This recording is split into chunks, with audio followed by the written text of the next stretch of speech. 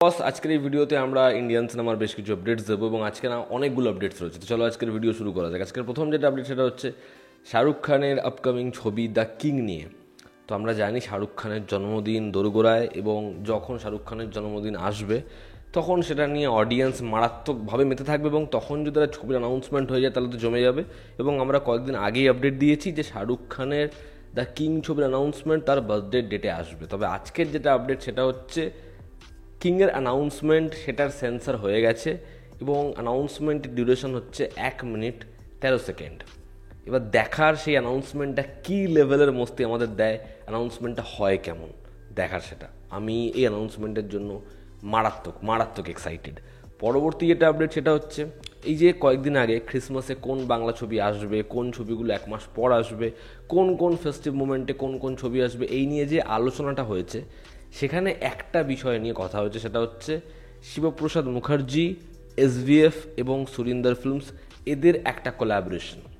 যেখানে শিবপ্রসাদ মুখার্জি বলেছে যে যদি আমাকে এরকম অপরচুনিটি দেওয়া হয় তাহলে আমি হয়তো করব, এবং সেখানে সুরিন্দর ফিল্মস এবং এসভিএফ অর্থাৎ শ্রীকান্ত মোহতা, মহেন্দ্র সোনি তারা জানিয়েছে যে তারা চায় এই দুই প্রোডাকশন হাউসের কোলাবোরেশনে একটা ছবি হোক, যে ছবিটা পরিচালনার ভার নেবে হচ্ছে শিবপ্রসাদ মুখার্জি।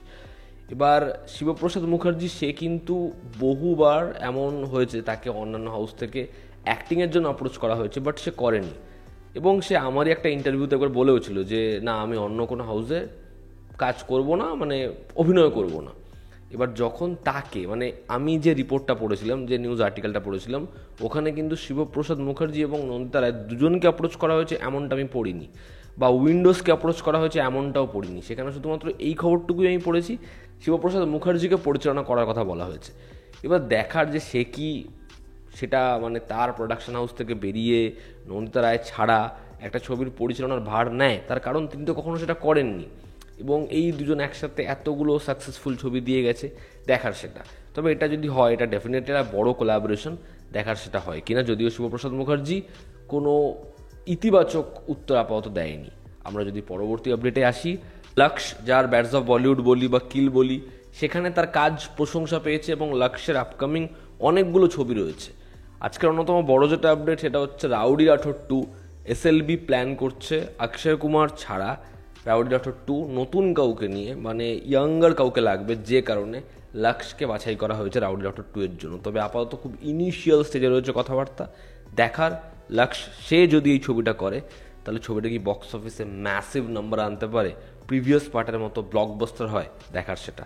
পরবর্তী যেটা আপডেট, রাউডি রাঠোর থেকেই মনে পড়লো অক্ষয় কুমারের নাম। দেখুন, কয়েকদিন আগে এই যে রাম শ্যাম ছবিটার রিমেক হবে এবং এটা একটা ফুল কমেডি ছবি হবে, সেই ছবিটা আনিস বাজমি বানাবে, সেখানে রণবীর কাপুরের নাম শোনা যায়, আরও কতজনের। কিন্তু আমি তখনই বলেছিলাম, যখন অক্ষয় কুমারের নাম শোনাও যায়নি, যে অক্ষয় কুমারের সাথে আনিস বাজমির কোলাবোরেশনটা হতে পারে। তার কারণ অনেক দিন ধরে কথা চলছে 2-2-4 এখানে হতে পারে। তো রিপোর্ট এটাই বলছে যে অক্ষয় কুমার এবং আনিস বাজমি তাদেরই কথা চলছে এই ছবিটা নিয়ে, রাম আর শ্যাম নিয়ে, যেখানে অক্ষয় কুমারের ডুয়াল রোলে দেখা যাবে তাকে। দেখার তার পারফরমেন্স কেমন হয়। এই ছবিটা দিল রাজু প্রডিউস করবে, দেখার ছবিটা হয় কেমন, এবং এই ছবিটা কি আবার অক্ষয় এবং আনিসকে একসাথে আবার একটা সুপারহিট বা ব্লকবাস্টার ছবি দেয়, দেখার সেটা। কার্তিক আরিয়ান অনন্যা পান্ডের ছবি মে তেরা তু মেরি তু মেরা মে তেরি, যাই হোক বিশাল বড় টাইটেল, সেই ছবিটার ফার্স্ট লুক আগামীকাল আসতে পারে এবং এই ছবিটার ট্রেলার বা টিজার আসবে কার্তিক আরিয়ানের জন্মদিনের দিন। সালমান খানের নেক্সট ছবি দ্য ব্যাটল অফ গালওয়ান, এই ছবিটার ভিএফএক্স করছে প্রাইম ফোকাস এবং এই ছবিটা ভিএফএক্সে একটা মোটা অঙ্ক খরচা করতে চলেছে।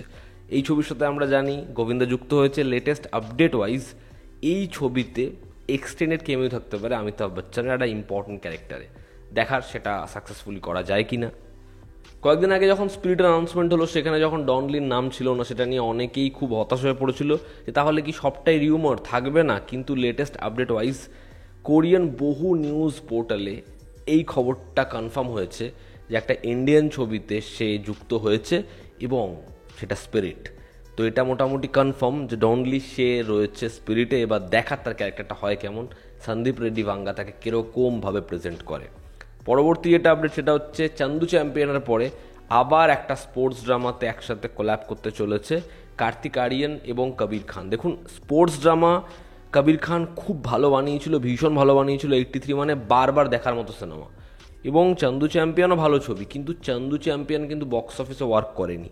এবার দেখার আবার কি এই দুজনের কোলাবোরেশন সেটা বক্স অফিসে সাকসেসফুল হয় না এবারও সেটা বক্স অফিসে ওয়ার্ক করে না, কিন্তু সে কার্তিক আরিয়ানকে মোটামুটি অ্যাক্টিংটা করিয়ে নিয়েছে। পরবর্তী যেটা আপডেট সেটা হচ্ছে রাজকুমার সন্তোষী এবং সানি দেওল।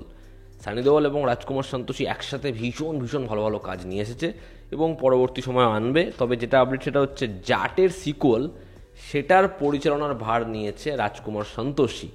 দেখার জাট 2 হয় কেমন, এবং সেটা কি জাটের যে গল্প তার থেকে অনেক বেটার হয়, এবার এই ক্যারেক্টারের গ্রাফটা অনেক বেটার জায়গায় পৌঁছে যায়, অ্যাকশন সেটা ভালো হয়, দেখার সেটা।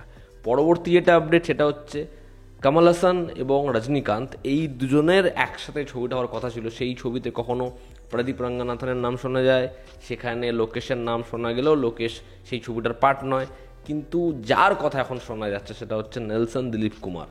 জেলার এবং জেলার 2 এর পর রজনীকান্ত তার ওপরই ট্রাস্ট করছে। এবার দেখার নেলসন কি এই ছবিটা পরিচালনা করে, তার কারণ হচ্ছে এই ছবির যে বার্ডেন সেটা অনেক অনেক বেশি। এবং আজকের অন্তিম যেটা আপডেট, বাহুবলী এপিক, মানে বাহুবলী 1 এবং বাহুবলী 2 নিয়ে যেরকম একটা সিনেমা হয়েছে সেরকমই একটা ছবির পরিকল্পনা করছে, সেটা হতে পারে পুষ্পা এপিক।